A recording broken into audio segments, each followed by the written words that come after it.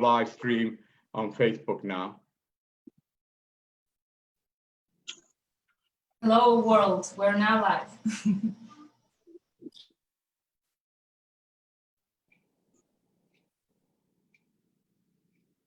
I'm just checking the Facebook group, make sure that we are, yeah, we are live indeed on Facebook, folks. So we'll wait a couple of more minutes for anyone else who wants to log in. So otherwise, we'll be going live pretty shortly. So we are actually right now live on Facebook. Just making sure. Watch this group from this group.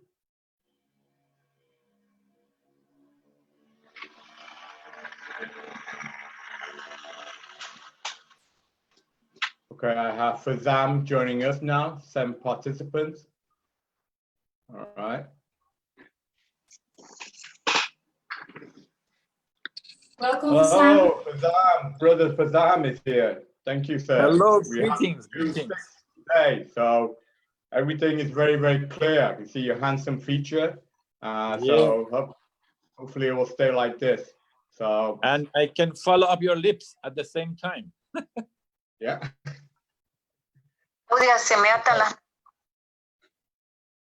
All right, folks. So we're on Facebook Live. I apologize for those that's waiting on YouTube Live. I could not fix the technical glitches, but I will be posting this recording on our YouTube channel as well, and on all the various social media platforms as well. So I request those that are not speaking to mute themselves so we don't have any background noise. So Sifu, Farzam, if you could just mute your phone, and Claudia, if you can also mute your phone as well. I appreciate that. So that way, like I said, we don't have any background interference. So thank you for being on this auspicious day today on the 23rd. Obviously, I'm very, very into numerology. I'm a bit of a physicist, mathematician, so number plays are very significant. And so the Holy Trinity today was obviously there's the UN Public Service Day today. So we have to recognize all the public service people in our lives, you know, so I'm going to turn on the recording as well. So yeah, so the recording is also on. I apologize for that. So obviously the public servants be serving us. So most of us, especially me, been locked up in the comfort of my own apartment. There are people out there dedicating the effort, dedicating their life to continue to put in the infrastructure, the maintenance for us to have as normal a life as possible. So obviously it is a fortunate day today to basically send our blessing to all the public service, whether in the medical field, at the front line of this combat against COVID-19, or the people working in the power station that's maintaining the light for us. Okay, they're all absolutely critical. So also just half an hour ago, I was also invited by the Nigerian government, by the Public Office Holders Association. They want to know where this new world is coming, how Nigeria will evolve from there. Nigeria is the #1 economic powerhouse in Africa. Where Nigeria goes, the rest of Africa goes, and maybe the rest of the world as well. It's rich in resources, both mineral and in the human aspects as well. So nations are crying out for solutions, not just individual nations. And I know because I was just on one of them with Nigeria. So I was hearing all the government officials saying that. And I hear from all over the world. I'm sure all of you have also heard that. Therefore, we are putting a plan, a vision for this new world. We're not just conceptualizing it. We're not just theorizing it. We're actually putting real solutions together, which Andrea has now published the manifesto, which will be sent to world powers and more importantly, to all the people in this world. So obviously I want to deliver all your messages of all these eminent world speakers that we have invited on the stage. So obviously we have Farzam Kamalabadi, president of Future Trends, a business partner of our collective, and we're actually working with him right now and another business partner of our Paluxi to implement these solutions. So again, we are putting practical solutions in. We're not just talking about it. So we are delivering needed medical products to Africa, and Farzam particularly is delivering it to the rest of the world as well. So the world is Farzam's marketplace, and he's delivering his goodness, his spirituality, and his practical solution to the world. So I am blessed to have him. Obviously, another one is Sifu Lee, one of the most eminent Wing Chun masters in the world. He was the first, I believe, the youngest Wing Chun master in New York that started in 1972. He has thousands of literally of followers and disciples around the world.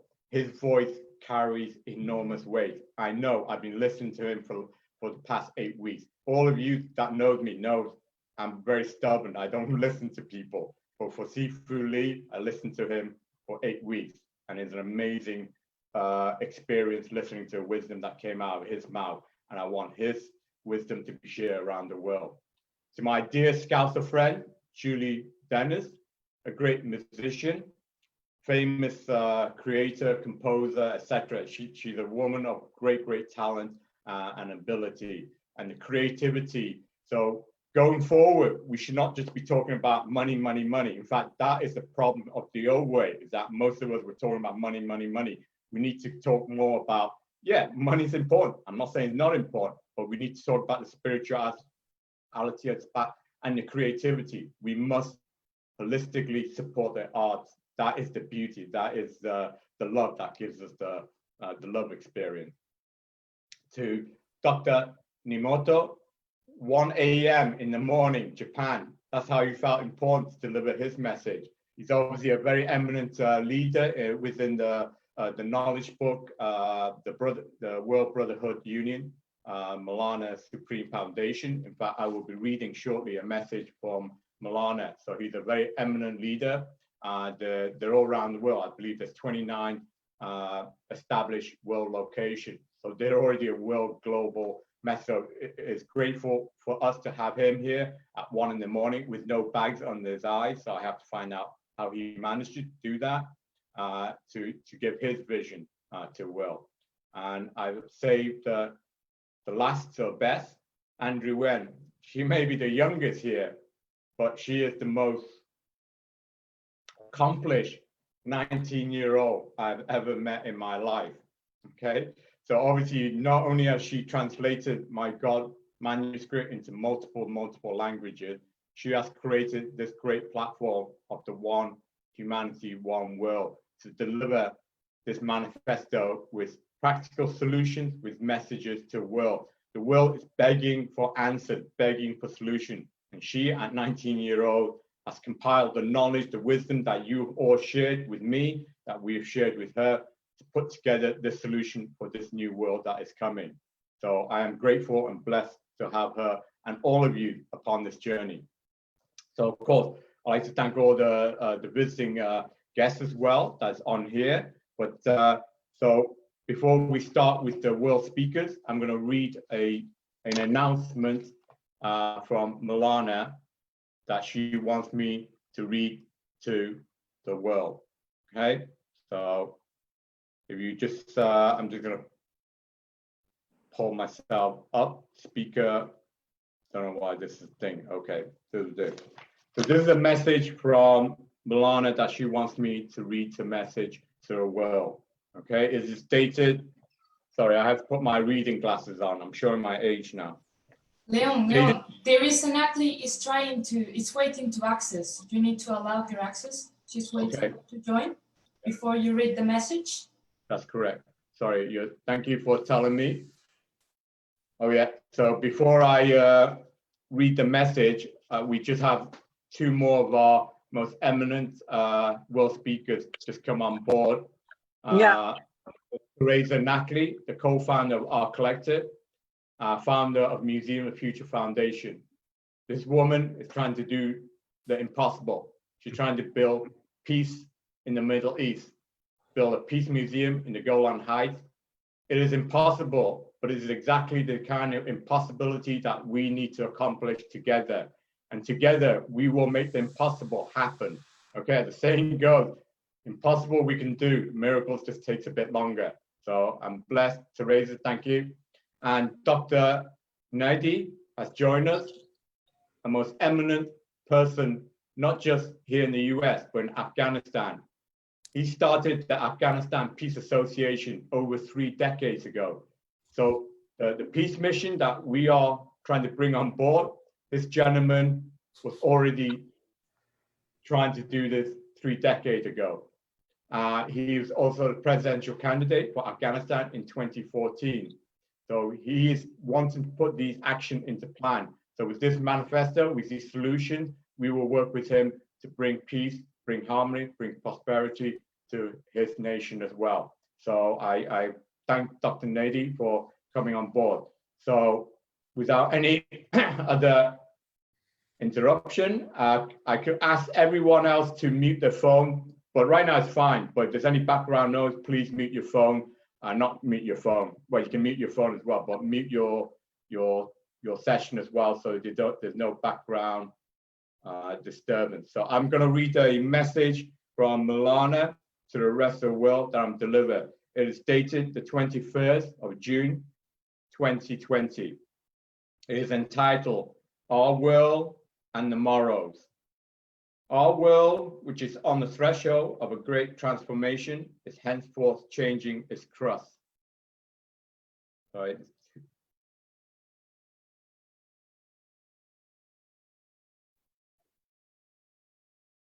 My apologies, I have to multitask. I'm going to interrupt myself because we have another world guest speaker just coming on, Fardous Askar. So that's why I'm just interrupting this conversation to introduce Askar, which is the founder of Askar Foundation. She's a very prominent journalist and politician from Jordan, very, very connected as well.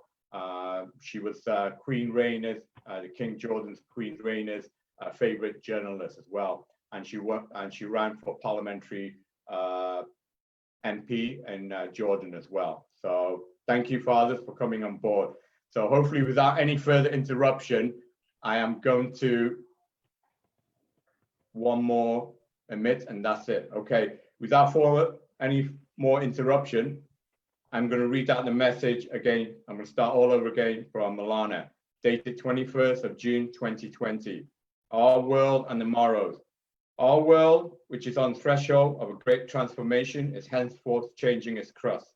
However, due to effect of cosmic energies, human beings are also changing along with the changing time. As a result of these changes, our world is becoming the stage for events unwished for. Currently, in all sections of the world, undesired conditions, which are very upsetting and disconcerting, are taking place. However, these events are a chain of causes, preparing the human beings for the morrows. Now, through the chaos being experienced in all settings where negativities are on display, the foundations of the perfect world of the morrows are being laid. However, the human beings of the world is not yet aware of this. All that is experienced today is a program that was prepared 1,000 years ago.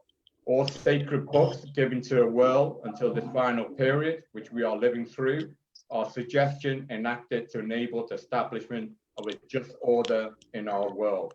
Cosmos is a reflection of the godly order on the world, and this is a hierarchical order. The world is a school of cosmos.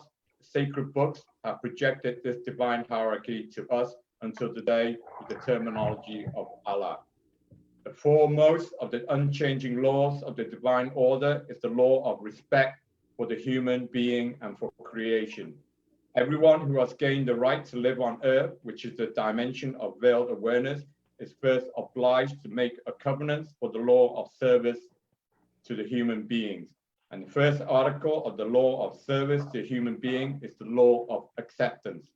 Unfortunately, as the changing rule of the divine programs, friendship, brotherhood, and sisterhood, consciousness of unity and solidarity could not reach up to the desired platform until this final age. Now, in the program of this last cycle, for the final time, Cosmos is henceforth calling everyone to conscious unity, totality, love, peace, and brotherhood. The program of the world depends on the laws which enact a project of evolution connected to automatism. Our world is a universal school. Ever since the past until today, all exams have been administered in this very school. At the moment, while the foundations of the world of the morals have been laid within the fields of influence formed automatically, all creations is endeavoring to sustain their lives with difficulties. For these very days, Cosmos has one by one selected the resilient consciousness who would endure this currently experienced intense pressure and transfer them to our world. The true program of this final age is service to the human being, unification and acceptance. All that is currently experienced are the baccalaureate exams of this final age. Cosmos has commanded not to undertake any celestial intervention to the world in the 20th century, but has enacted the 21st century as the period of direct implementation. Since the time has come for humanity to know their future in this final age, Cosmos has decided to provide you with all the knowledge by disclosing the archives with the command of the divine plan.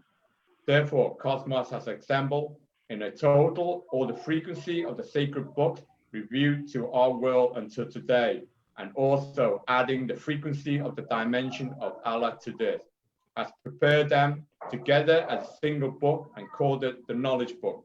The Knowledge Book is a cosmic book of light. This book, which has been enacted as the book of the human beings, is not the book of this period just yet, but the book of the morals to come. The Knowledge Book, given as the single book of the world until the 40th century, is not a book to be worshipped. The Knowledge Book is a single book that will provide interconnected unification in future years, and by unifying humanity in a brotherly and sisterly world beyond religion, which will provide happy lives in the single world state. The Knowledge Book has been dictated with the automatic technique that is called the light photon synchron technique. In this technique, photon leads the dimension energies onto the letters in the book. Light loads time energy onto the letters. Synchron conveys you to the frequency of the dimension that have not been reached until today. All sacred books have been reviewed through the Alpha channel. This is the channel of religious knowledge. Here, the heart is valid, and the channel trains humanity in the medium of love, tolerance, forgiveness, and patience. Those who have completed the Alpha program pass on to Beta. The Beta channels contain scientific and spatial knowledge. Here, the heart is not valid. Here, those who utilize their intellect and logic with consciousness are valued. The Knowledge Book has been reviewed to our world in the year 1981 on November 1st. Having been translated into 28 languages, it is currently being studied all over the world. The indestructible walls of the world of the morals are henceforth being constructed with a different system in our world at the moment. It is by conscious human beings with their evolved and respected personality that the foundation of the just world state of the morals will be laid. Therefore, our world is currently living through a grand program of selection. The process of a human being starting out with the micro consciousness and reaching a macro consciousness has lasted until 19 cycles. Each cycle is a tour of 26,000 years.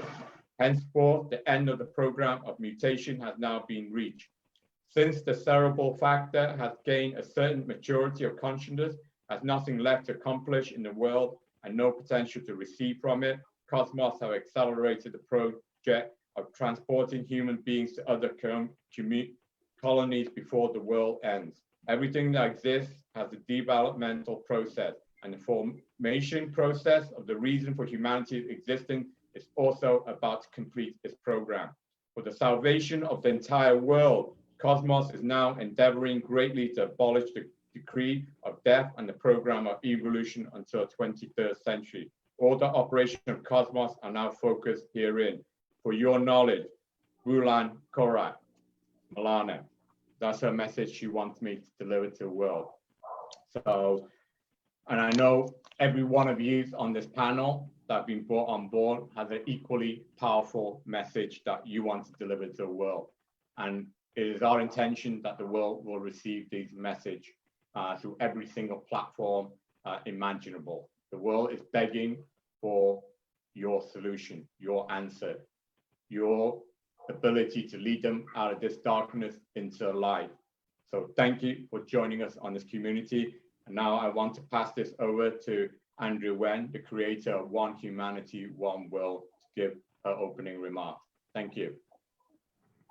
Thank you so much. Beautiful, powerful message. We just had the honor to deliver to the world.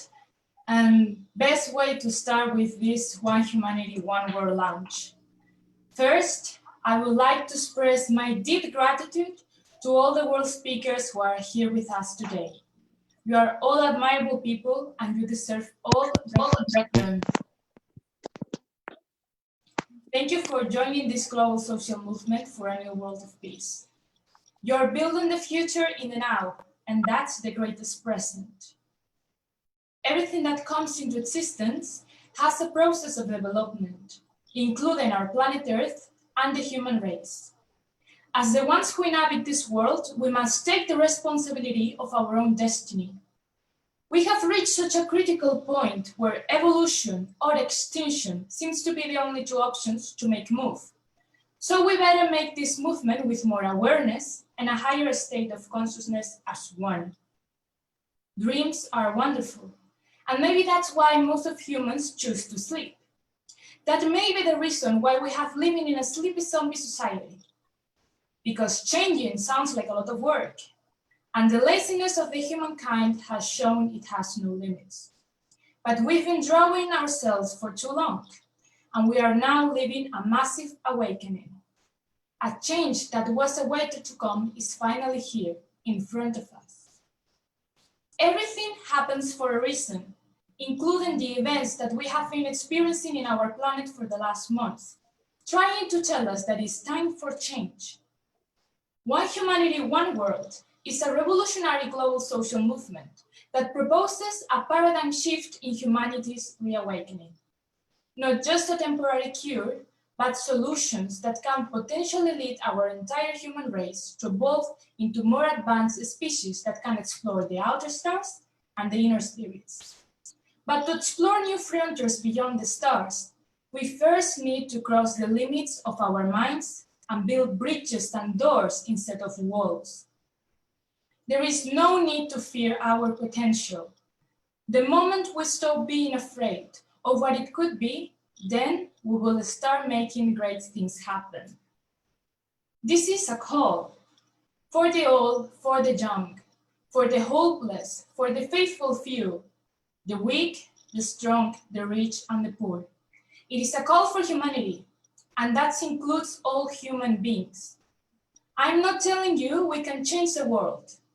In fact, what I'm really trying to say is that we must change the world before it consumes. Our time is scarce, but luckily, we no longer need to spend 30 years on a cave praying for something to happen. We gotta make it happen. Remember, today dreaming is not enough.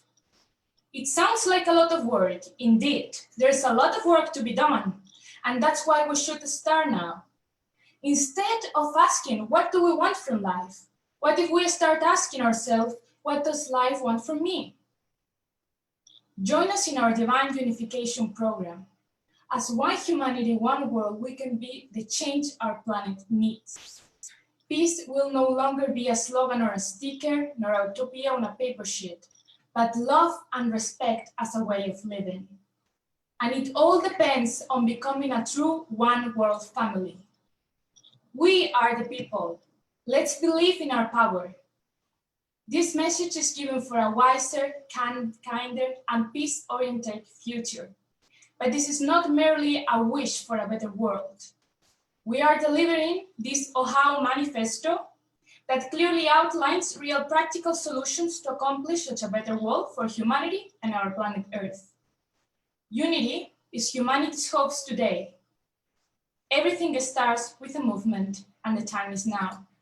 Thank all of you, And also, I want to thank all our audience that has joined us from all around the world. Thank you. Thank you, Andrea. A most beautiful speech, and you are the future. I am with other people.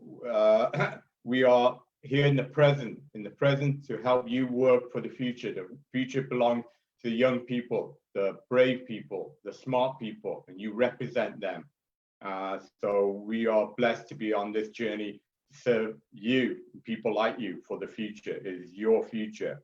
So talking about the present, there could not be a more powerful person, in my personal opinion, than Farzam Kamalabadi. He's an eminent Persian American. I won't even call him a business guy. He's beyond just a business guy. He helped set up the Belt and the Silk Road of China.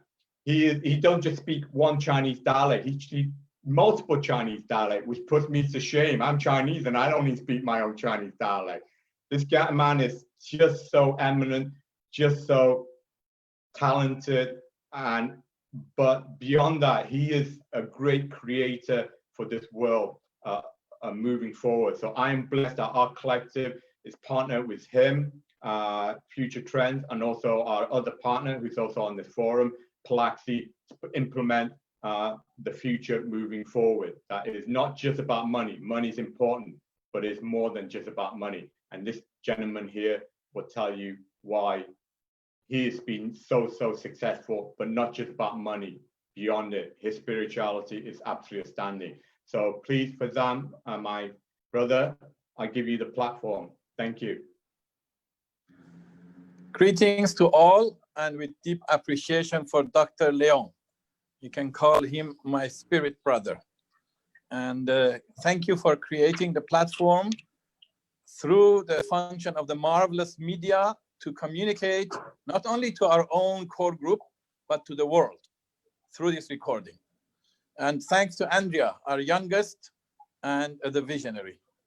It is my pleasure to meet everyone on this platform that I have not yet gotten to know. And we are co-workers in creating something we can call, you call the collective future of humanity. My organization is called Future Trends. So the good thing about Future Trends is that it's not just future. It is creating the direction for the future, but now, from here. We should all think of both highest vision and ideals, but the most pragmatic and practical solutions. And in doing so, create the trend or create the what we call leadership by example, but by servitude and by action that really uplifts humanity. We are talking about upliftment of humanity. Upliftment of humanity happens on the realm of ideals, thinking, vision, self-mission, especially the young, direction, finding what is our God-given talent, our career, our abilities, and our contributions to the world, and money-making all aligned together so that humanity and the future generation is not alienated from itself. So I believe in finding early on your own calling, your own destiny. It is very interesting because we live in a very special times as everyone is witnessing, but there are a few angles that shows the power of it. Over 100 years ago, we would not be talking about the human race. Nobody would use the vocabulary of humanity, mankind as one family. We would not be talking about what can we do for our planet.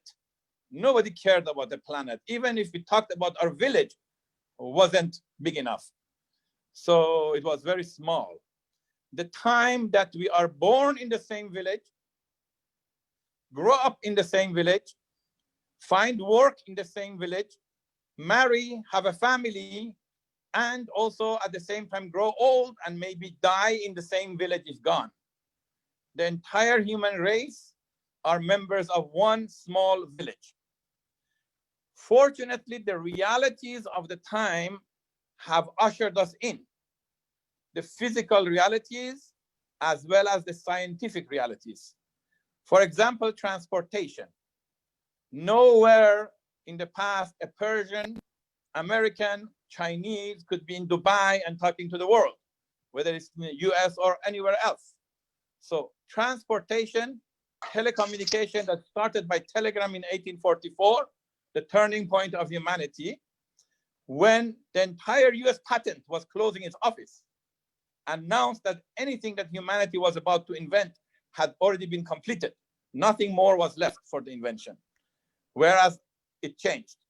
So we see that in the transportation, telecommunication, and also in the realities of environment, in the challenges, the world is united, or you can say forced to be united. But yet in our conceptions, understandings, in our prejudices, and in our lack of will, or we should call it the other way around, in a positive way, in our determination to create a unified will, vision, and be unified in great world undertakings, so we can tackle the challenges together.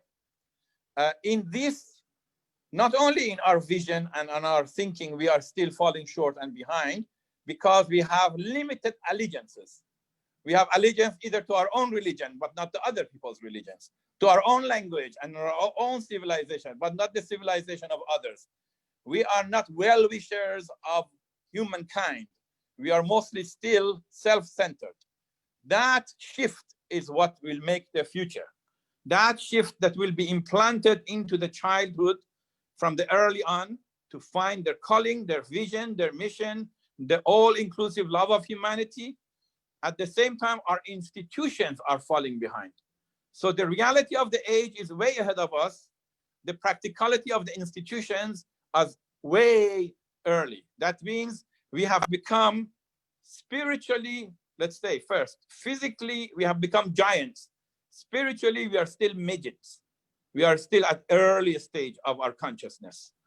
It is our joint effort to both remind ourselves, mirror each other, but at the same time to collaborate, because no heightened level of consciousness nor results will come only by words and by talk.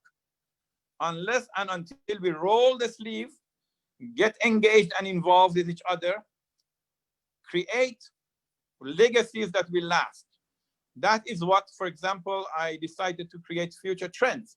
It is an attempt to create an entity that is both, we can call it a business, a financial, as well as humanitarian.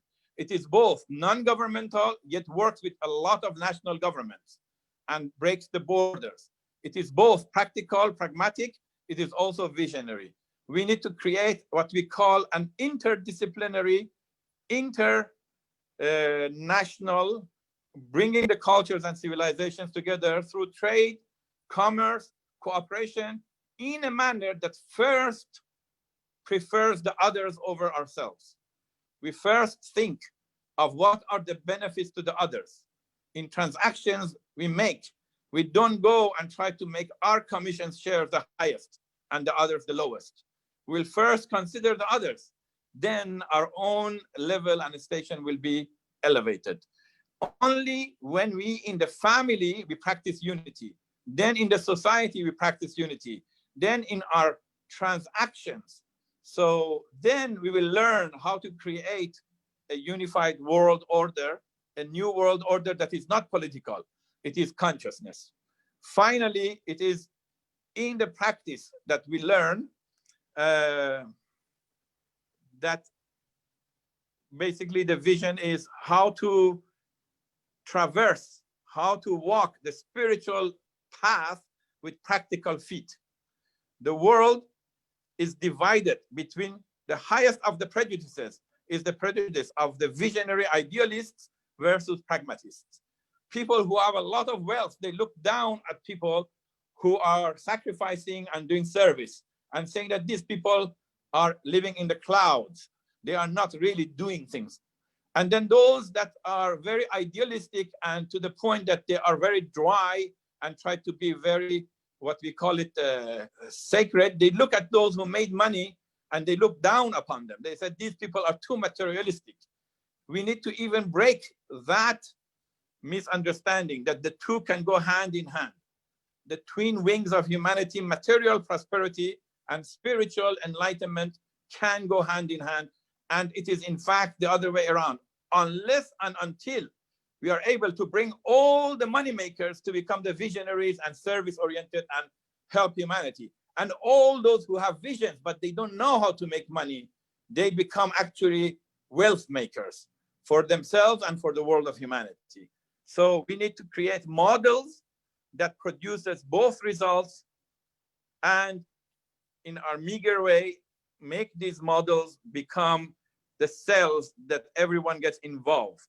It is only through involvement and what we call interdependence in action that we can create the result and the difference. Thank you very much. Sorry for listening to my long conversation. Thank you.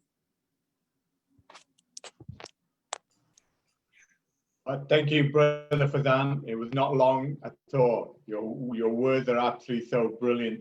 And it's so brilliant that our collective is associated with your visionary future trends on this adventure. Like I said to you, we're not just doing business, we're doing business with a humanitarian aspect to it. We're putting human back into humanity. So thank you, Brother Farzam.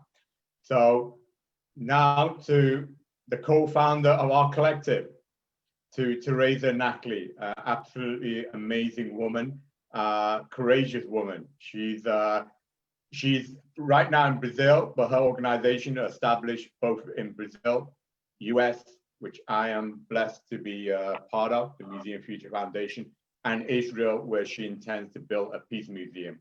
So that's her dedicated life, to actually put peace, which is an important aspect of this humanity. We cannot have humanity without peace. It's that simple. So, Teresa, I give the platform to you. So unmute yourself and please give you speech to the world. Thank you very much.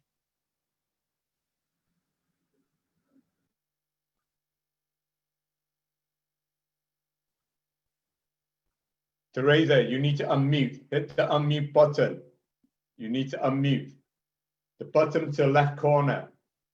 Unmute. You're still muted.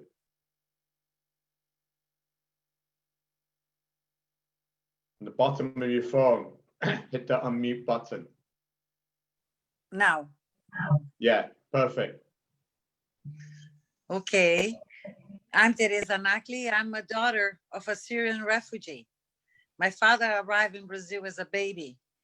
And since I was a child, I have this dream to realize my father's dream, to know the place where he was born. And we're talking about village. And all my dream is a village, is to rescue a village in Golan Heights, where Jesus passed most of his time while he was here. There was no religion, but he was recognized as a Messiah in Jordan Springs. And I have this dream to rebuild the first Christian church, where they say the village, they're the real place of the transfiguration of Christ, where happened the transfiguration. There's just two walls. And my dreams is to rebuild not a church, but a temple for peace, to unite all the religions. Because Jesus was here, he didn't plant it or form any religion. He just asked to love each other and come to me, the children. And so I want to rebuild, or just light a candle of peace so we can start to talk about it. You're talking about it, the future. This is the future. Our foundation is called Museum of the Future. We want to put all our dreams in this project so we can unite the world. So we're talking about, this is not a project that I want to do by myself, can cost $5 million, $10 million. Even if I have it, someone to give me, one person, one company, I don't want it. I want 5 million people to give me $1 to be part of this project, to dream with me together, to bring back the energy of Christ back to earth. We have to deal with our spiritual, with our faith, is what we have, the good of examples in our history. And that's what I try. This is my dream, to rebuild this church. In the same place happened the transfiguration of Christ. So we can do a meetings there. We can plan the future, a better future for our kids. Why so much weapons? Why so much war? You know, it's something that I don't believe that I'm seeing this. I'm 67 years old. And since I was a child, I heard that one day to return, to go back, and never this place in the Middle East, they achieve peace. I'm Syrian, I'm Israeli, nowadays Jewish, Lebanese. I believe in Phoenician. I believe in humanity. I believe that you're capable to bring peace. So I'm helping with my project, just to make people to think about peace, that we can make it. It's not just a commonplace. It's an excuse so we can talk about it. And I thank you for what we have today, so we can meet friends all over the world and talk about our project. Thank you, Leong. Thank you for this opportunity. No, thank you, Teresa. Remember, you created this art collective. If it wasn't for you, there'll be no collective here. There'll be no forum here to save humanity. So you are the seed that has now blossomed into this mighty tree that will basically feed the world with knowledge and truth. So I am grateful to you, Teresa. I'm grateful to be part of your Museum Future Foundation, and for you to create this art collective platform that is now laying seeds all around the world. Beautiful. Thank you very much for that message, Teresa. So talking about message, Sifu Douglas Lee, I have only known him for the past 8 weeks, but he has taught me more wisdom in this past 8 weeks than I have learned from most people in 8 years, maybe in 80 years. So I'm gonna put this platform, and that's why he has thousands, literally thousands of followers and disciples around the world, because his work, not just because he's a great Wing Chun master, so he knows how to fight as well, but he knows how to basically speak about beauty, about truth, about what the world needs to go. So I will meet Teresa first, so she doesn't interrupt with her background, and I will transfer over to Sifu Douglas Lee. Thank you, Sifu. Thank you so much. Thank you so much to put me into this beautiful platform, which is I have always dreamed of. For the last close to 50 years, I've been pledging to be peace for human mankind. And I know I cannot do it all by myself. I need platforms like this. What Dr. Leong Ying and Angela creating this, it is bigger than life. Because here I am in the year 2020, I am talking to people around the world. This is amazing. Yes. And not only amazing, and I would like to activate what you guys trying to do. And you know, as I mentioned before, I cannot save this whole world. I can only save one person at a time. The last 50 years, I literally did one person at a time. And whoever come by and willing to listen, and they literally change, and they all become beautiful people. And they're very capable people. Now I'm talking to this brilliant group right now. And all of you combine knowledge, more than 10,000 years. With this 10,000 years of knowledge, we help support this young leader, Andrea, one. This young lady has so much courage to face the world. She's ready to take arrows. She's ready to take abuse. And this is literally touch me, I think it's touch all of you. With all of your knowledge, and you could literally put this organization step ahead. Now, I never know what I'm getting into, but all I know one thing.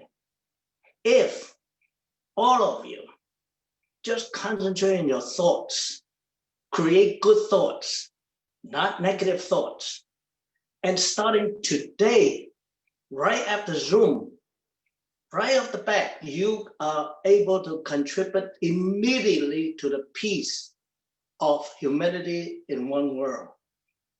It's like incredible, today's media. If you pass on a good message down, tens and millions of people get it the next day. Unlike the past, I want peace for my children and grandchildren. This platform enhances all our experience, are able to share with the younger one. They are our future. All of you are not doing it for yourself. It is the next generation that you need to enhance, you need to share. Could you imagine? It's only 1% of the entire world makes trouble. Normally, 90%, 95% are very peaceful people. All we need, just each one of us educate the young people, make sure that 1% or 5% don't even exist. Now, before many years ago, peace was come easy. It's free. And now peace comes with a high price, incredibly high price. And it shouldn't be. If we cannot get peace in this generation, we need to carry it for the next generation, and we don't have any more time left. You think you have a lot of time left? Yes, for your generation, yes, but not for the next generation. Look at the year 2020. This is the worst year ever been in my life. Never one time locked down with pandemic. Not one time economically shut down for so long.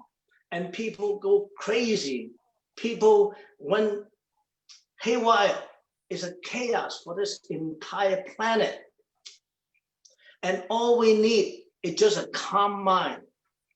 All we need is just something very simple. And yet we couldn't even do it. Because of financial, because pressure, because of stress. We need to guide a young one how to deal with the stress, how to deal with the problem. And everything came from within, it's in here. All these cannot be searched from outside. All came from the inside. Once the young one has this wisdom and calm, the world now become more easier to contain at peace. So it's the education. We need to roll up our sleeve and start educate a young one. Violence, it causes a lot more problem. And only peace could save this world. It sounds like very simple. It is simple. And yet, why is it so difficult to do? Why is it? We know there's a challenge out there we need to face. And if anything involving peace, I will be the first one who charge out there to try to fix it. Of course, I cannot do that all by myself. But some of you here have been following me for 40, 50 years. You know, I went from very, very bad situation into I'm comfortable now. All my stress for the last 20 years, I have no more stress. And I know it can be done. And it's easy to do it. And simply is put yourself on somebody else's shoe and help them and plan for them and educate them. Violence anger, stress. It's not good to fix this society. It only peace and love and guidance and hard work be able to say our consciousness required worldwide. Yes, you fix your own family, it's beautiful. And then the next door neighbor learn from you, they fix their family, it's beautiful. Now, if you repeat that 100 times, 200 times, 300 times, yes, the entire village is beautiful. But then if it can be spread out to the cities, and then it spread out to the states, and then spread out to the country. And that is hard work. It's a simple method, but it's hard work. My God, it's so hard work. But you cannot back down. It's all of our responsibility to roll up our sleeve and help the young one. Make sure the young one understand anger, violence. It's destroying us, destroying the following generation. Why is all the wars in the world? Why? Why spend so much money on war instead of build infrastructure? Everything came from the young mind. We need to protect the young mind. Do not let the young mind follow the old mind. I have an old mind. Please don't follow my old mind. We need to follow the young one, create the young one in a more peaceful realm. And that's through education and guidance. And what you do, what you are doing, you're setting up a good example for the young one. So starting from you, and actually starting from me, I have to give an example for the young one, so the young one be able to capture what's right and wrong. And what we need right now is knowing exactly what's right and wrong. Right, wrong, good, bad. Once the young one understands, our job is completed. We could leave this exit to this world. Then we know the young one are safe. That's our job, that's our responsibility. I thank so much for Dr. Leong Ying and Angela are able to come on, express this to the world. Nothing touched me more. And I tell Angela, until my last breath, I will support this organization. Thank you so much. Thank you, Sifu Lee, and I totally agree. The young people must not follow Dr. Leong Ying. They must not follow Sifu Lee, but they must listen to the wise word of Sifu Lee and the scientific knowledge that I impacted. That is what we are delivering to this world, is Sifu Lee's wisdom and my scientific fact to push to the future. But the future belongs to young people. So as long as the young people listen to the wise words of people like Sifu Lee and the science of truth and knowledge that I deliver, and the young generation will indeed have a great future to come. So thank you, Sifu Lee. Thank you for your great wisdom, sir. I am blessed. Thank you. So now we are going to another lady of eminence. When I use the word eminence, I do not mean lightly. Fardous Askar is the first woman, I repeat, the first woman to run a Middle East mainstream media empire. The first woman, okay? Not just in Jordan, but throughout the Middle East, okay? She has campaigned diligently throughout her many, many years on humanitarian causes. She's been on children's UN mission with, I said, the Jordanian Queen Reina. She's also been in Somalia with, I believe, Angelina Jolie on humanitarian mission. So again, she's not just a person that talks, she's a person that walks a lot. And I'm so proud that she's also part of our collective union and for us to move forward. She's a visionary, a brave, brave woman, a leader amongst leaders. So thank you. And Fardous, please unmute, and it's your platform. Thank you.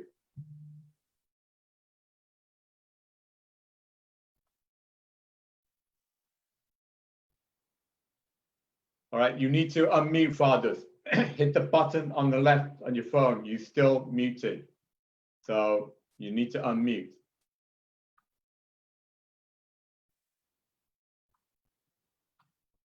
You're still muted, yeah. Yeah, now, perfect. Yeah, we Do can you hear you hear now. me? Do you hear me, Dr. Lion? Okay, Yeah, okay, the world is hearing you. okay.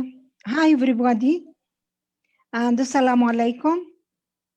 As for the Muslims in our group, and all best my regards for every one of you. And thank you to having me in this seminar or conference. You hear my name Fardous Askar. I'm a journalist since 25 years ago in Jordan, Middle East. And I think when I said in the last seminar that the only woman who talking in this seminar from the Middle East, and Teresa said, I'm also, of course, I'm proud of you, Teresa, you are my sister in this collective, but I was born in the Middle East, but I stay for more than 55 years old. It's mean I know what the problem in this area.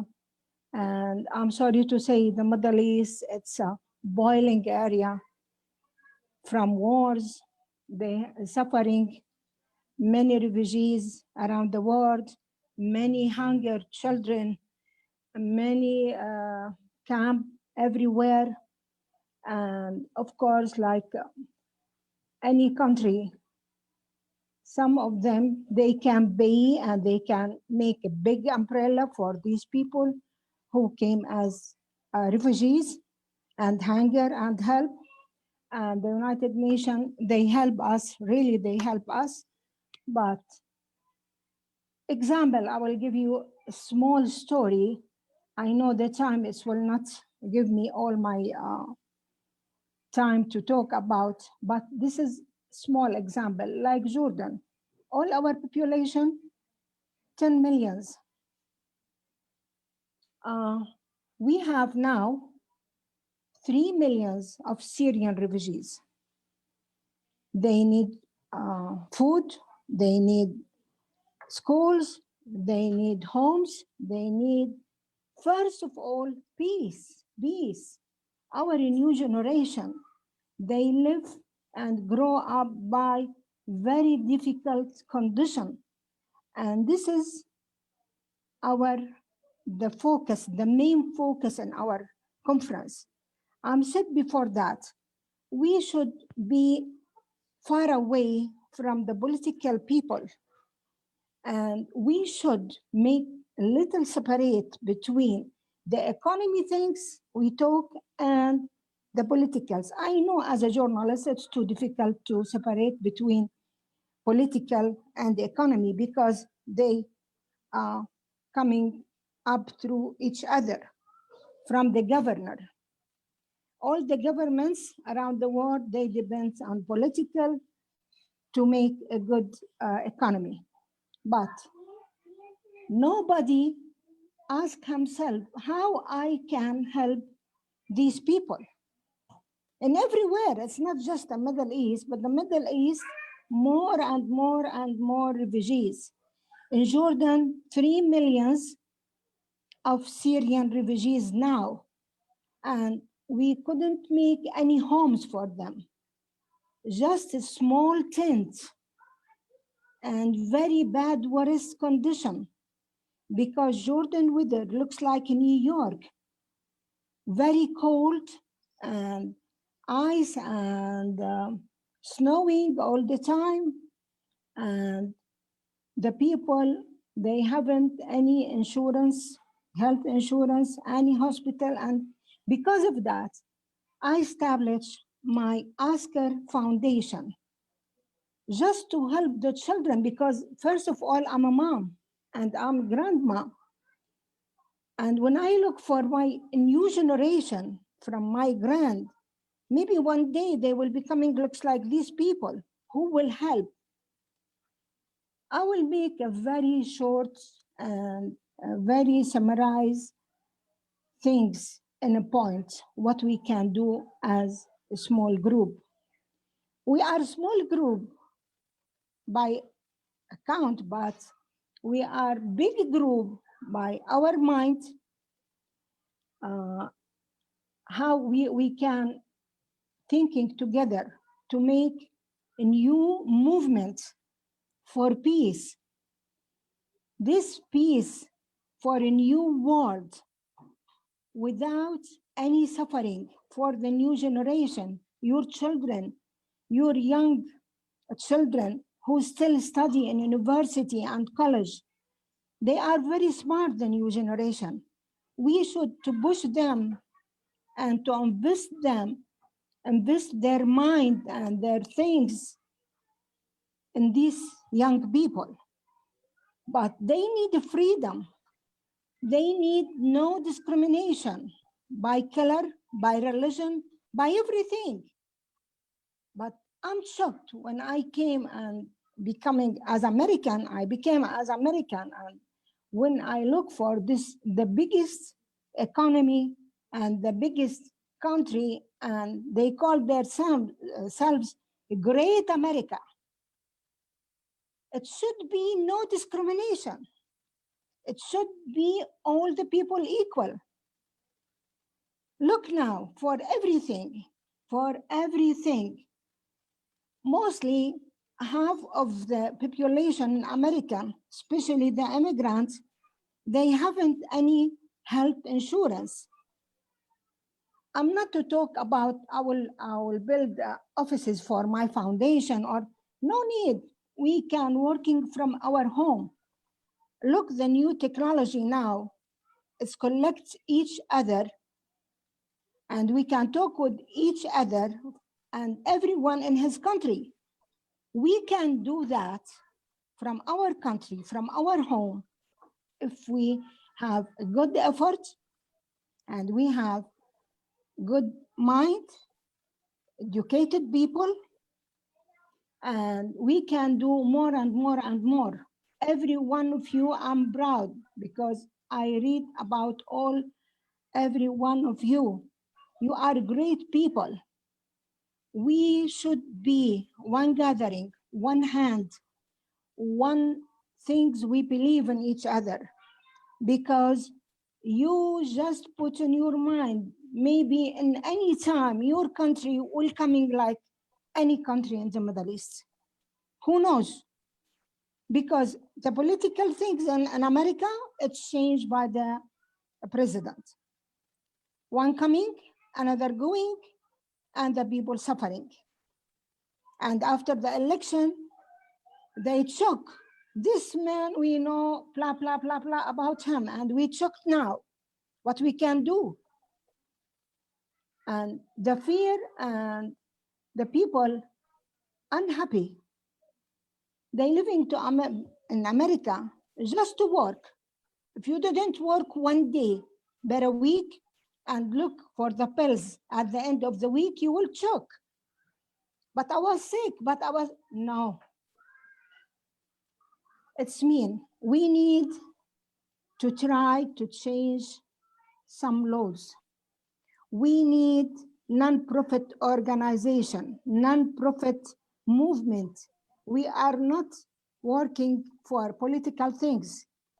We will not working for the economy. Just we working to build, to rebuild a new world. Peace, no discrimination. Try to list the hunger people, children. We have to grow them in peaceful area under a good condition. This is we can save it to them. How? We can make after this conference all the recommendation paper 1, 2, 3, and we can make another small group to follow this recommendation if we did it and how, and one step by step. But I don't like just every conference, just we explain our problem and look to each other. Maybe after 2 years, 3 years, to make another conference. Let us do it now. Let us decide that we are one hand, one mind, one gathering to rebuild a new country, a new world, without discrimination, without poor people. Of course, God created us high position, rich people, middle. Why not? Why we can make the poor people in the middle level? Why not? Because your heart broken, coming to broke when you see children on the TV, just bones. They haven't anything to eat. We can change all these things. There is many law in our country. We can change it. As a private non-profit organization, by our relationship with the people, we can change. I will give you one example. America make a law, no restaurant can give the people who working and the restaurant at the night, they put all the food, extra food, and it's good in good way in the trash.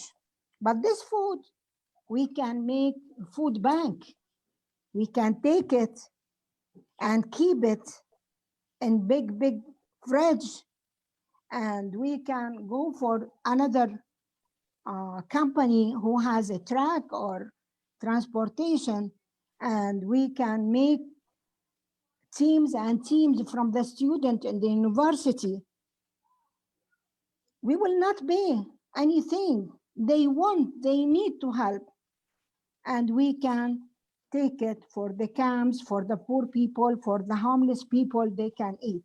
But they said, when I asked somebody, they said, because somebody maybe he has a poison things, or he has, after he eat this food, he coming sick, and they will say, no, your food is expire or something. No, this is, we can find the way when we want, when we need, you know, we can make Fardous, you got one more minute. One more minute, Fardous. Okay. Anyhow, I know everyone understand me what I mean.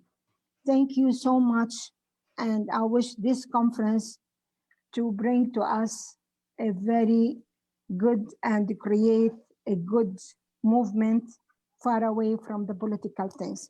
Thank you, everyone. Thank you, Dr. Leader, my leader, Dr. Leon. Thank you for everyone, from the president, for the Andrea.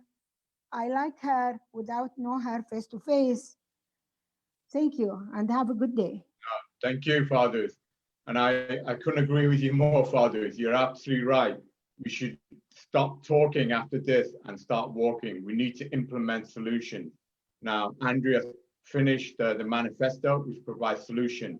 Now, as you know, Fardous, we are working with our spiritual brother in Farzam, and the next spiritual brother, my twin, Arsene Bilounga, chairman of Paluxi group. So we are implementing exactly those changes that you said so articulately, Fardous.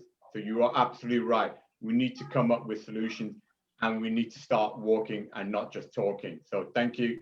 God bless you, Fardous. And I'd like to make that to Arsene, who's one of those walkers, who's putting in action with my other spiritual brother, Farzam, implements those solutions and those practical aspects that you're demanding, and you're rightly demanding. So thank you. So Arsene, my twin, I will hand it over to you. Arsene, I'm just looking for him. If you could unmute, please, and it is your stage, my twin. Thank you very much. Okay. Good evening, good afternoon, or good morning, everyone. It depends on the hours where everyone is.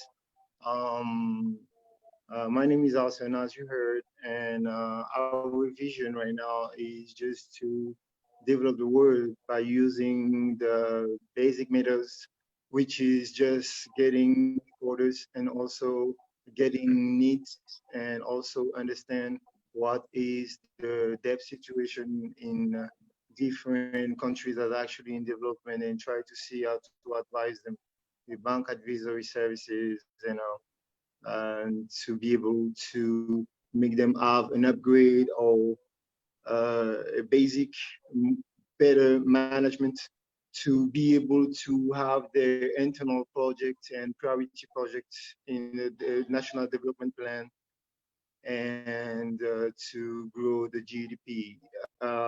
So also our company and all what we are doing is not just a company, is also a vision.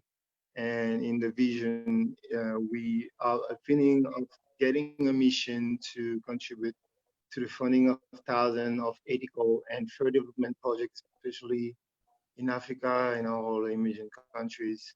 In this context, it aims to identify, support, optimize, and finance projects and their structure, but also to grow the capital of the objective and to provide information and expertise to every key moment and every special situation of a project for sustainable development.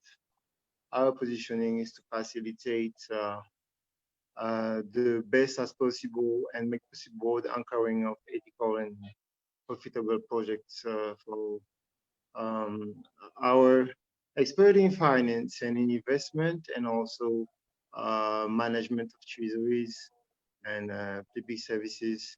Savings and new technologies are not only the best in the field, but also we share the same ambition to implement in a better way distribution of the profits made of the African soul and also the addition of made financial profitability.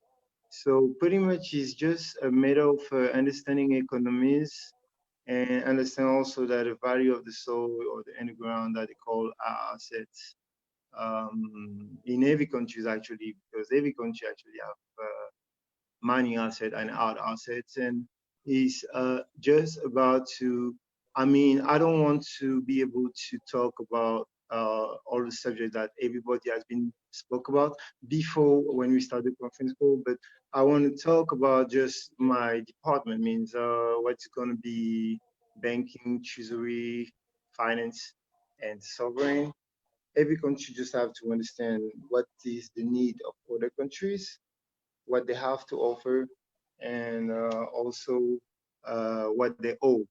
What they owe. So we calculate debt and seeing just the top 10 list of national company and internal economy and see how to restructure by just bringing together and bridging together as a gateway with international Fortune 500 companies and to be able to add and bring more value of what is exactly the value of the regular assets. Sometimes it's a greenfield and sometimes it's a brownfield.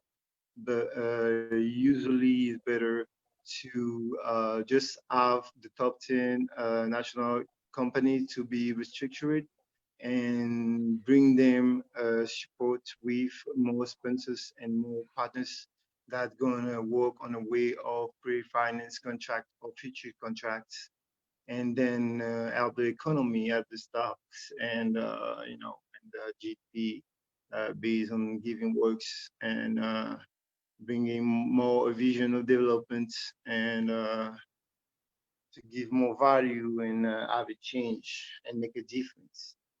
So yeah, so pretty much I don't want to go in too far on it, but nice to meet you all and thank you for the invitation to this conference.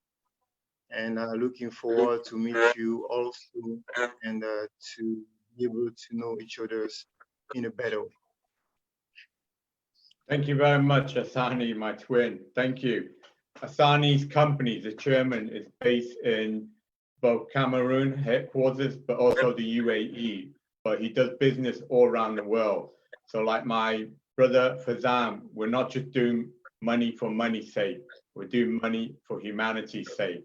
So I'm blessed that our collective are working with such great visionary, such great entrepreneur, and such successful business people that are doing it the right way. So thank you, Arsene, for giving your voice on the business side, which is just as equally important as the peace side, because we need to fund the future world, okay? We need to fund it. So thank you, my brother.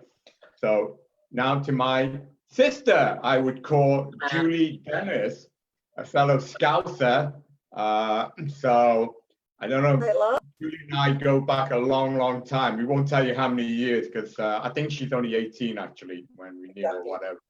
But very, very funny girl, very, very amazingly talented girl. She's worked with superstars all around the world. I mean, we read her resume, etc. And she's just absolutely amazingly talented, this lass. And I'm just so blessed to have such a creativity. And now, Julie, I'm going to shut up now. And before she tells me to shut up, and give her the platform. So, Jules, all over to you. I've been like really inspired by a lot of what you've said, and it really resonates with what I wanted to say here today. And in talking about solutions, I wanted to talk about I was going to talk about what I felt was wrong and what was not happening. But I'm going to start by talking about solutions and then talk about what's happening, and look at that way around instead. Because, you know, as Leon said, I'm a musician and I'm a creative practitioner, and I've been focusing on my creative process through the medium of voice. And I've always considered myself a conduit for the song carried on the breath. Excuse me, 1 minute. Charlie, you've got to stop now, I'm talking. Yeah, sorry about that. I've been on mute for ages. Sorry, consider myself a conduit for the song carried on the breath. This is the fuel of life force that delivers the voice for the message of balance delivered by it along the connection and manifestation of the higher self and the divine. That's how I think of the voice. I think it's a method by which we get in touch with the divine. And it's also something that we're allowed to manifest the divine in the physical world with. And this has evolved through a teaching method through years, and finding it in people, finding people discover themselves. I've had this preoccupation with the nurturing of the individual spirit through the validation of calling, to recognize the potential of everybody to discover that, the nature of their individual calling, and of helping them recognize the imperative of honoring that calling or their reason for life. We discover its nature through the voice, mantra, and ecstatic song in every culture. As Farzam was saying, everybody has this desire. It's in every culture, but we don't really connect often. But we've got a really brilliant opportunity now. And in every religion and culture, the voice is the route through ecstatic song, divine hymns, liturgies, through teaching voice. One helps to facilitate new creative thinking. In my students, for example, it's about creating an internal terrain through creative visualization, using the voice method to create something that they can actually travel through and discover new ways of thinking, rather than having to be, now I've got to think of a new idea. It's about creating a new terrain, a new way of thinking, a new way of really working with the spirit equally, with the mind and the spirit. In that way, you know, it allows us to create new ways of living that will spread exponentially in a good way, in a positive way, to remove the fear and panic that's been created in this pandemic. I mean, I've been really concentrating on musicians and the kind of factors that's creating an epidemic in the music industry, which is that we have a mental health epidemic going on. Lots of young men are killing themselves. We've got 3 times more mental health problems. It's probably the same across the rest of the entertainment sector. And one of the main things is isolation, loss of job, loss of money, the things that sort of are all beginning to be a problem for everybody globally. And to remove that anxiety and fear and panic and create that and get rid of it in a super normal way, it's imposed upon suddenly everybody in the world. This is a pandemic, you know what I mean? But we can make it a pandemic of spiritual salve delivered by chance and demanded from the crisis and the darkness of the pandemic we currently inhabit, as the song is carried by the voice and the voice is carried by the breath and the life force.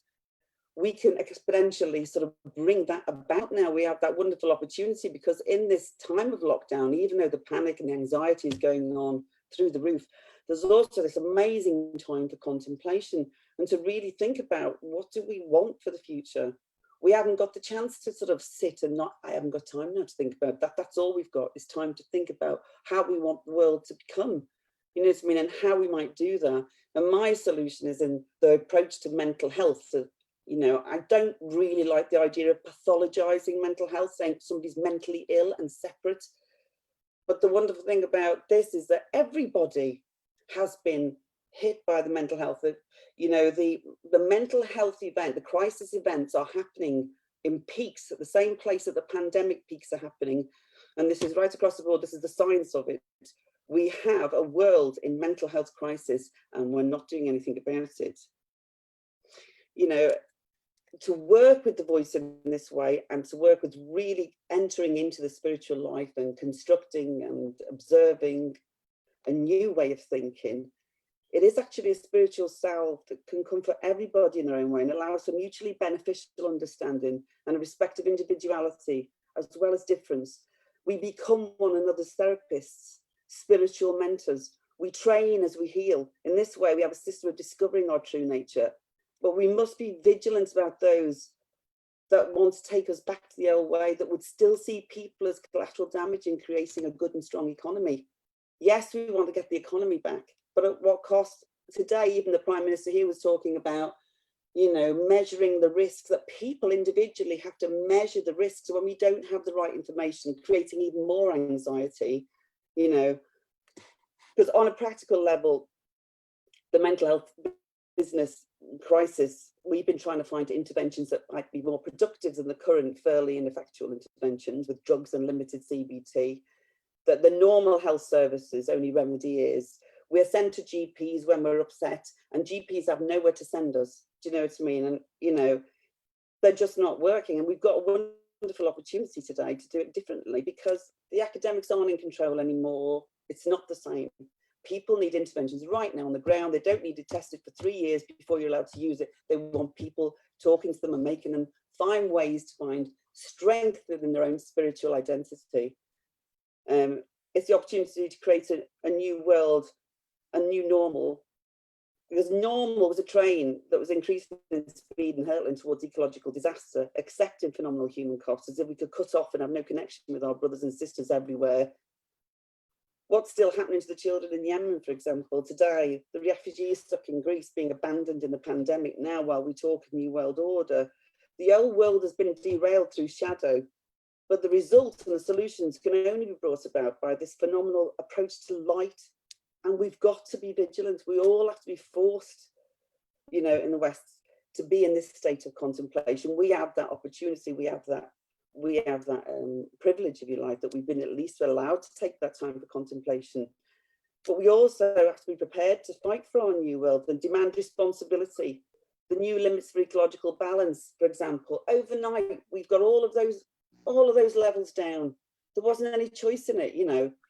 World said, no, sorry, you're not taking any notice of me. We can't get those limits down. We can't get the pollution down in time, but we're going to force it on you. Are we going to just allow that to return, or are we going to say no? Now we've thought about it, we don't want that to happen. And then back to the practical stuff about where I'm working in terms of the figures and what's happening in terms of the science of it. I mean, we all can experience mental health problems at some point in our lives. We do, 1 in 4 of us do. But the risk of experiencing mental health is not equally distributed across our society. Those that face the greatest disadvantages in life also face the greatest risk to their mental health.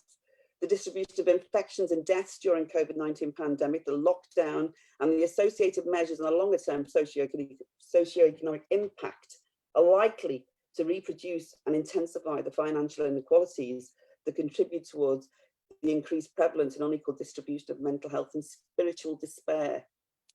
Like the figures for America, 3 months into the coronavirus pandemic, the Washington Post said that the US is on the verge of another health crisis with a daily dose of death, isolation and fear, generating widespread psychological trauma. Federal agencies and experts warn historic wave of mental health problems is approaching: depression, substance abuse, post-traumatic stress disorder, and suicide.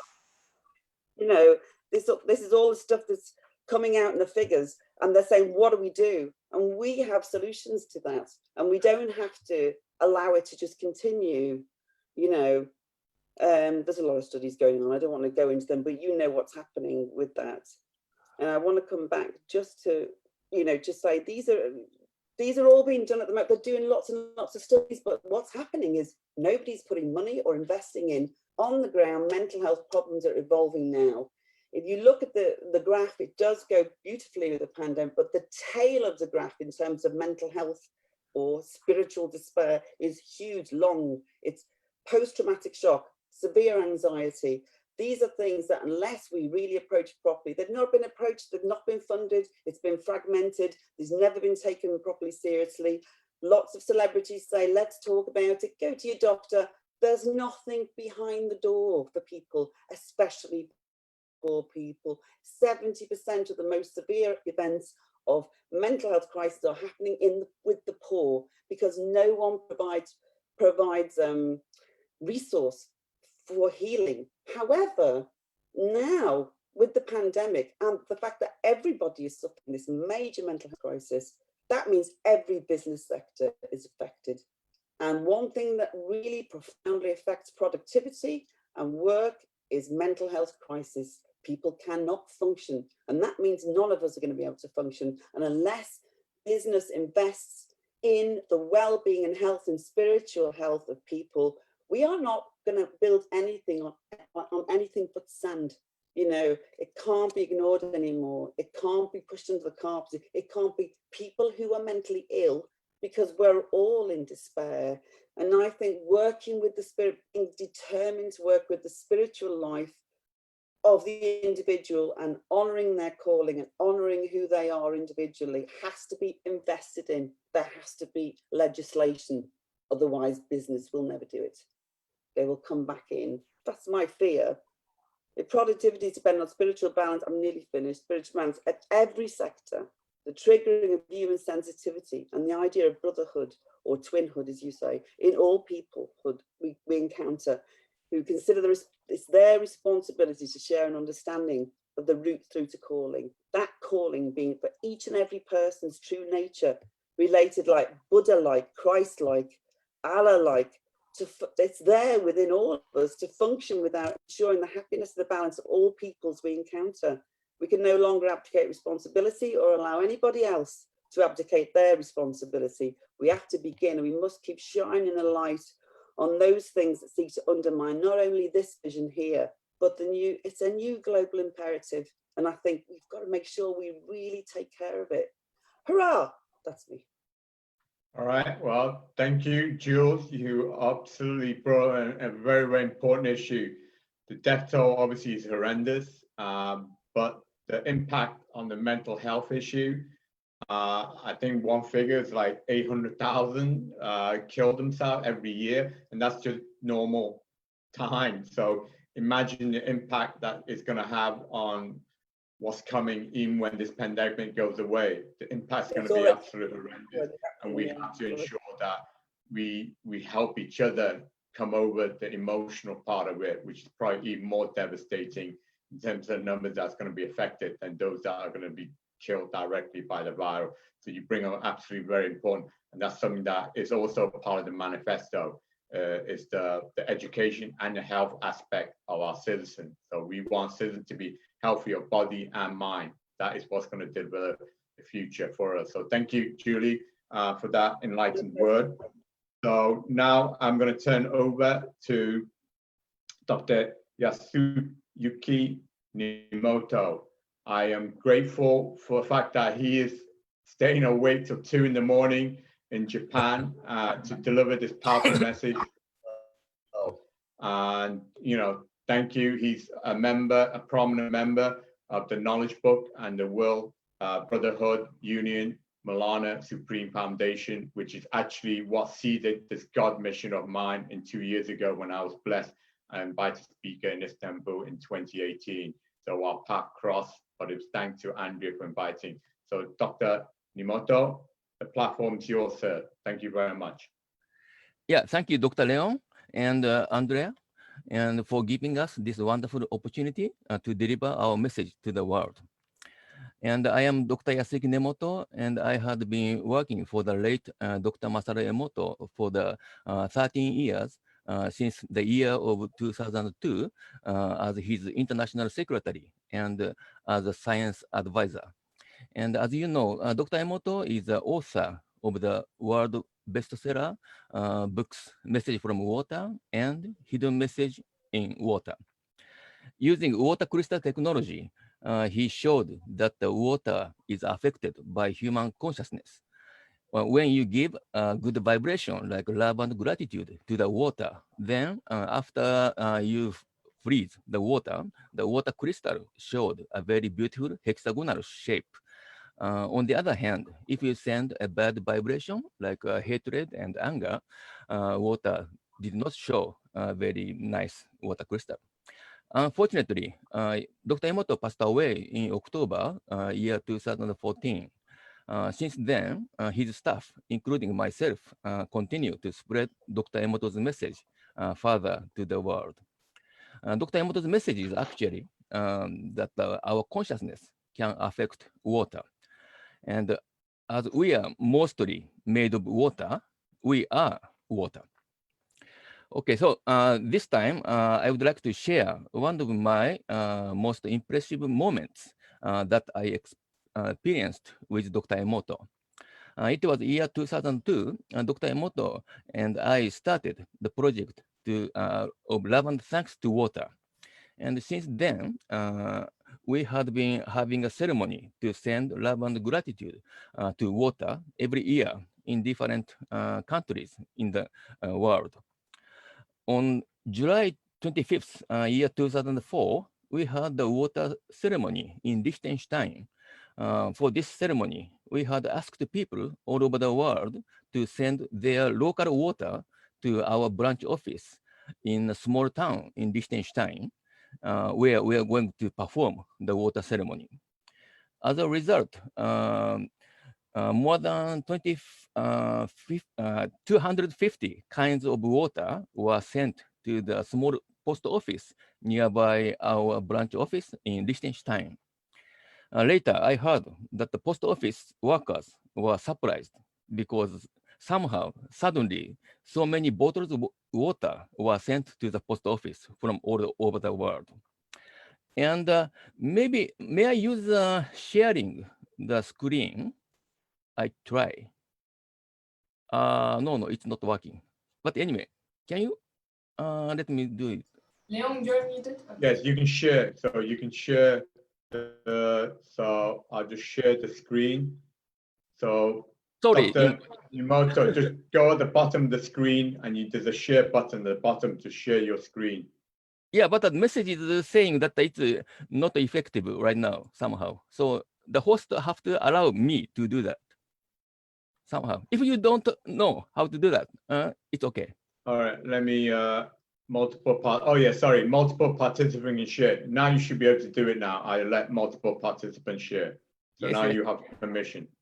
Yeah, can you see this image right now? Not yet. Not yet. Normally it takes a few seconds to fire up. Okay. Can Right, see it. yeah, now we can see it. Yes, we We can can see see it. it. Good, thank you very much. This is a map, so we were at this Liechtenstein here, and here's a river Rhine like this. And now you see, this is waters from all over the world. It was more than 250 different waters from 30 countries. And so there was a small park in nearby our branch office in Liechtenstein. And we had a ceremony here in this park. And about 150 people came to join the ceremony. And then we had an idea that we would mix all the 250 different waters into one.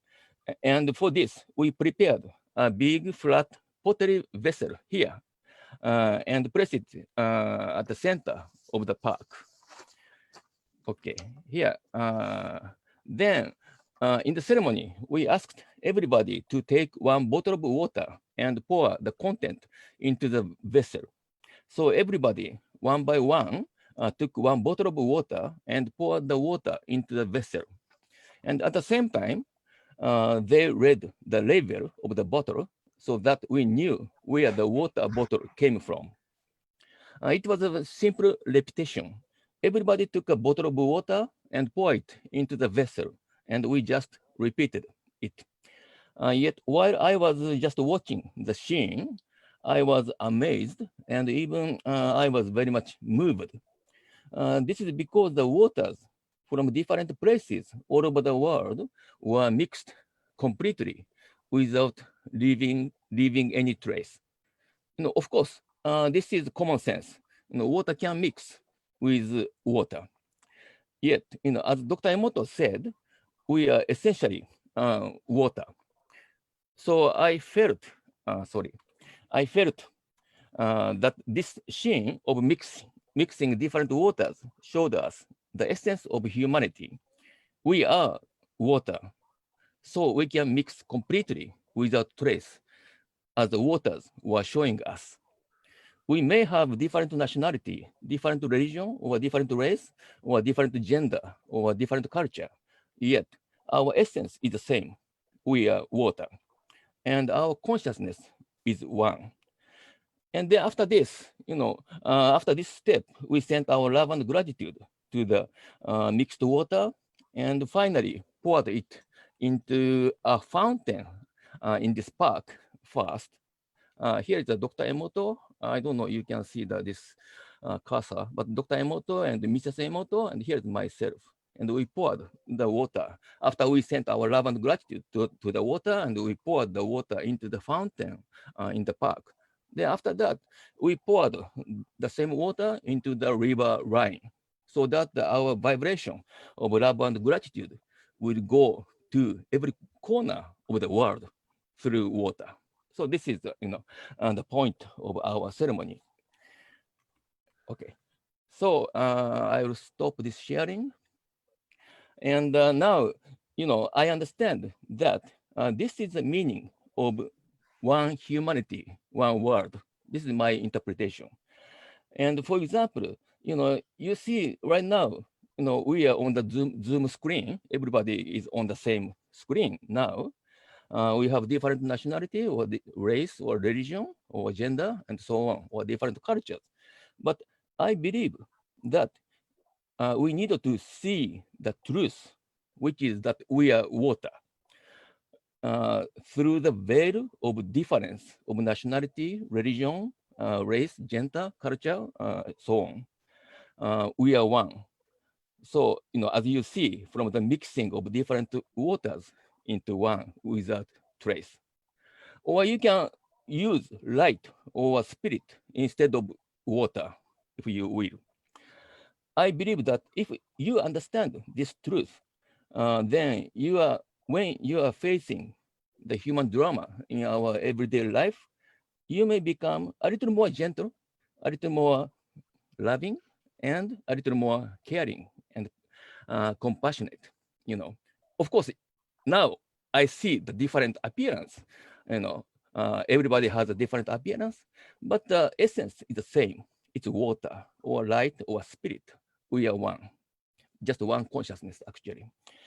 And usually, at the end of our ceremony, we recite very simple prayer, just 3-line prayer, which is water, we love you.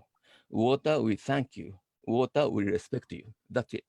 This is Dr. Emoto's, style of water prayer. And in this case, water means, first yourself. You say to yourself, I love you, I thank you, I respect you. And also the water in other people, anybody. Some people you like, or some people you may hate, or all the people are made of water. And also any animal or plant or the planet itself, it's made of water, almost. And okay, this is my message. Finally, I love you all. I thank you all. I respect you all. That's it. Thank you very much. Thank you, Dr. Nemoto. Your absolute blessed word. I mean, we are all indeed, I take your word from my martial arts idol, which is an idol to all the world. Everyone knows Bruce Lee, of course. He's famous all around the world, but he's also famous for his word, flow like water. Oh, even Bruce Lee knows about the importance of wonderful. water. Water is the most important ingredient of life, full stop. More Yeah. important than air, more important than food, it is water. We can all survive a month without food, but we can barely survive a few days without water. And you're absolutely right. We as humanity needs to flow as one, with a one consciousness towards love, towards peace, and towards respecting each other, which all these other delegates has mentioned. So it is a beautiful tie-in to our final world speaker, who is all about peace. He created the Afghanistan Peace Association 30 years ago. Okay, so you all know the pain that his nation has gone through. You know, I think in his bio he mentioned 2 million has died in the recent war campaign. But him and we will work together to achieve what he set out with his Afghanistan Peace Association that he created as an NGO 30 years ago. And this is exactly the kind of implementation, the solution that we need to apply to, is bring peace, not in the Golan Heights, not only in America, not only in China, but in Afghanistan. And I'm so blessed to be associated with this great gentleman who was the presidential candidate for his nation in 2015. So Dr. Nadi, I will pass it over to you, sir. Thank you. Thank you very much, Dr. Leong. Can everybody hear me? I mean, do you have my voice? Yeah, hear you perfectly. I thank you very much, Dr. Leong and Andrea and everyone else on this platform. I'm very happy, glad, and honored to be among you all and talk about the most fundamental issue that relates to all of us, which is humanity, saving humanity in this world, very one single planet that we live on. And I always thought and said that if we could not, as human beings, save this planet, who will? This is the one fundamental question that all human beings have to be concerned about and think about and come up with ideas as to how we can make this planet with humanity live as long as it is possible before we as human beings use the technology or use our knowledge to destroy it. And in the human history, we have seen such big events that we have lost thousands and thousands and millions of our fellow human beings because of greed of certain politicians or certain nations trying to overrule and rule over other countries and other nations, and they have lost their lives and they're no longer with us and they will never be with us again. So these, when I notice these dangers, I of course think that I have to, as human being who cares for all humanity, and since I have studied biology, or basically cellular biology, and I know how it works, that human beings come about and finally get the consciousness, and finally they become thinkers, and you know, they can plan things, and also, so I also become to think about saving them. In any way, I just would like to say that only about 5-10 years ago, it was not possible for people of like-minded people to come together and talk on a platform about the future of humanity. Well, I definitely believe in science advancement to be used, to be taken advantage for the betterment of the human lives in this world. And Zoom and this One Humanity and One World is a platform that I could actually express my feelings and my thoughts towards coming together and doing something together and make a strong movement across the world, that we have started it isolately from, or not even knowing about each other in different parts of the world, like the platform of One Humanity, One World in the United States, and Afghanistan Peace Association in Afghanistan, and like this, many other movements across the world. Now we have the technology that we should appreciate, cherish, and also should take advantage of it to share our thoughts together and make this one strong movement across the world. And I think it is possible practically. It is not just an idealistic wishful thoughts that we all have. We know that we are very vulnerable on Earth. Pandemic, I think the Corona pandemic showed us all that we can lose human beings very easily, and we are very vulnerable creatures or beings. And if we would like to prevent that from happening, then we have to work together. So this is why I'm very much honored to be on this platform. The other thing that I would like to say is that I'm the type of person that no matter what I think or what I feel, I try to take practical steps in order for us to get some results that we could actually apply in our day-to-day lives and living, so we could move towards that ambitions of saving humanity a step closer. Let's say in all over the countries, all over the world, in about 194 or 193 countries that are there, I do not see a curriculum teaching or in the schools to teach anything about humanity, a common subject. Basically, it is non-existent in any curriculum of studies in any schools anywhere in the world. I have not seen that. This is something that we have to work and propose and make at least one subject that we could all teach in our schools, teach our children, train them and raise them in a way that they can actually understand what humanity is, what human beings are, how we can cross the racial borders, national borders, interest borders, and all that, and come closer to each other.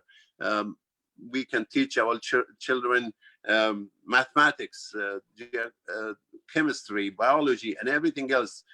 And the same way that, let's say, I understand biology, a kid maybe in Zambia could understand biology, or another person. But as far as humanity or teachings about humanity and human interest and future is concerned, I don't see such subject in any curriculum anywhere in the world. So this is something that maybe on the day of public services of the United Nations, we can propose to the United Nations to create such a subject and distribute it across the world to all educational systems. So our kids, also our children, think like and think the same and value humanity as much as we do. This is a practical step that I would like to see if we could initiate it in the future. The other thing is that, let's say, I want to just focus a little bit on what's going on in Afghanistan. I created the Afghanistan Peace Association 30 years ago after realizing that the war in Afghanistan was not an Afghan war, and it was an outside war. Afghanistan just became the battleground, and we have lost more than 2 million people in the past 40 years. And the only way that we can prevent that or stop that is that we have to become a force or a pressure group inside Afghanistan. And that's what I've been trying to do in the past. And I pretty, I have good success in what I'm trying to do. I have organized about close to 20,000 people in all the 34 provinces of Afghanistan, and this is what I'm trying to do, is to raise the voice of Afghans at the international platform. That's why we also made a conference in 1999 at the United Nations Church Center, and we invited many people to listen to us. And finally, I think the world has decided that the only way that they can prevent the war in Afghanistan is to come to negotiation and talking to each other. And I hope this is going to happen within the next 2-3 weeks in Afghanistan after 40 some years, and we will be able to stop the killings of human beings, which are all valuable anywhere in the world. So I feel pretty good about this. And also, I just would like to give you an example as to what the doctor was talking about water, that we are water. Yes, there's no doubt about it. I was teaching biology, and as the war in Afghanistan trying to divide our nation into small ethnic groups, and every politician is trying to take advantage of those divisions. I was asking one fundamental question from them, and and within the class was about 40 students of different ethnic backgrounds, and I asked them one question, and they all answered. The question was that, okay, we are here, different ethnic groups, but if we fall in love with each other and trying to get married, because it was a classroom full of youngsters, do you think that we can get a child? Can we have a child together of different groups? Everybody said yes. I said, that is where, that's what's important, because we are genetically one race, and that is human race. Anything else is artificial, is based on different feelings of superiority. Everything is that is not scientifically proven facts. The scientifically proven fact is that we all are human beings, and we have one gene pool, and that gene pool is the gene pool of humanity. So we have to work together, understand each other, try to bring the human race together, which has been divided and kept apart by lack of communication and technology and whatnot, national borders and all that. So this is the time that we do have all the possibilities. We have the power of technology that can bring us together from all across the world. And yes, we do need to take practical steps in order for us to raise our children with the same kind of minds that you and I on this platform have. And we think alike from a different part of the world, and we work together right now. So this is something that we have to bring to our schooling of our children, and try to raise them with the values that we in this platform think and believe that is the only value that if we all cherish and respect can save humanity. And that's why I'm here, and I thank Dr. Leong and Andrea and all others to have me here. I do not have anything else to say. All I'm saying is that yes, we are one water, we are one gene pool, and we are all one human race, and we must care for each other. Otherwise, this world is vulnerable to destruction because of greed, because of many other issues that we have to do away with. And we can only do that if we all work together and become a powerful organization and movement across the world. Thank you all. No, thank you, Dr. Nadi. Actually, you bring up one very, very important aspect, which I shamefully did not even thought about, and that is education for peace. I mean, we had that. It is an absolutely brilliant, brilliant idea. We have classrooms for physics, we have mathematics, we even have classroom for sex education. But imagine that, we would rather focus on teaching children how to have sex rather than how to have peace. Shame on us. So you brought up something which absolutely, well, shame on me for not even thinking of that.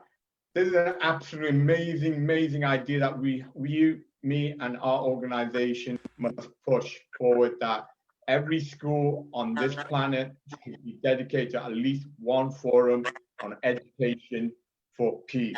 And I totally, totally agree with you on that aspect. And I hope, and I believe that every single one on this forum, everyone on this forum has dedicated so much brilliance to this meeting and you, sir. And I'm so pleased that our collective will be working with Dr. Nadi moving forward. I won't go into any details right now, to implement his peace mission in Afghanistan. So again, to Fardous' statement that we need to not just talk, absolutely. And I'm proud to be able to work with NADA and bring our people, our organization, sir, to basically implement your peace solution in Afghanistan, but even more importantly, implement your educational platform to the entire world.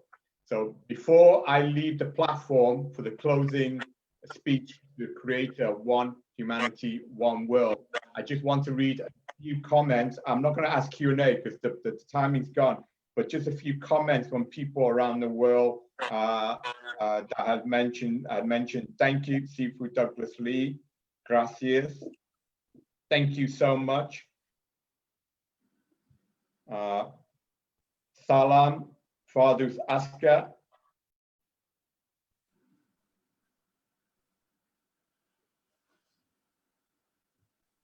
Sorry, there's so many comments here that thank you, Fardous, Askar. Our help, one help another as soon as we will. Stop, see with our eyes, but open in our hearts. So beautiful, dear. Anyway, there's so many loving messages that are already being posted. So I rather just, you can read all the messages on Facebook, on all our social media platforms. I'm recording this. I will blast this to the entire world and show world leaders. This is what needs to be implemented and show the world, okay? Show the world. The world is asking for solutions and answers. All of you has given beautiful, beautiful solutions and answer, including a peace class that should be taught at every school. So thank you, everyone. And I'm going to give the final word to our creator of this One Humanity, One World. She may be the youngest, she may be, but she is by far the most powerful because she represents the future. The rest of us are here to help her implement all these issues that we state, but she and the young one, the brave one, the courageous one, the smart ones are the future. So to the future, I will give the final platform. Andrea? Well, thank you, thank you, thank you. I believe that most of us resonate with everything that has been exposed today here. It's wonderful and very inspiring for me to see people like you that work so hard every day in your different fields to bring peace to the world in different ways. It doesn't matter. It's the same objective. We should not forget that we have the same aim. And something that I especially love about this conference here today is that we have talked about spirituality, how we are connected in spirit. We have talked about business, how can we work in the world. We have talked about education, which is the basis. And we have also talked about family, like Farzam mentioned in the beginning. I believe that family is the most fundamental foundation because the education starts in our homes and peace starts in our homes.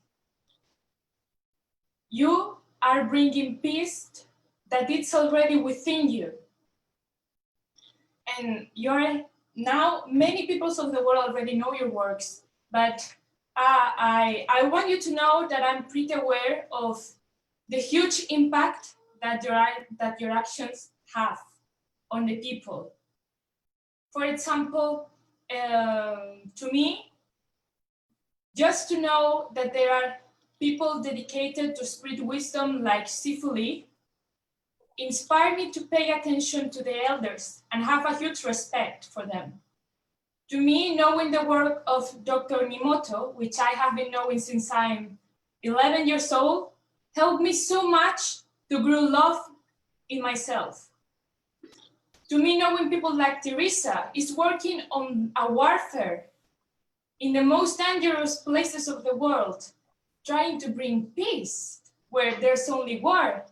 That shows me that hope and faith can reach every corner of the world.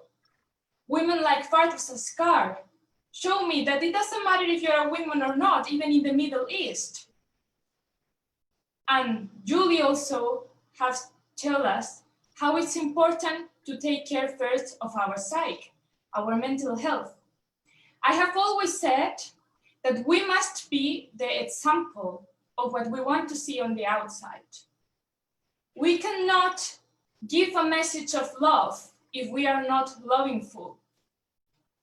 We cannot hope for peace to appear suddenly if we're not peaceful.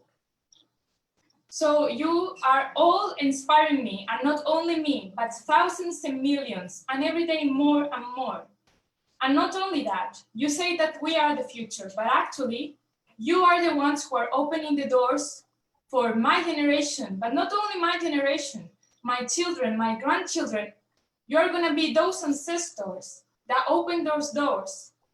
And you are the ones who are teaching me that we can be more than dreamers, we can be makers.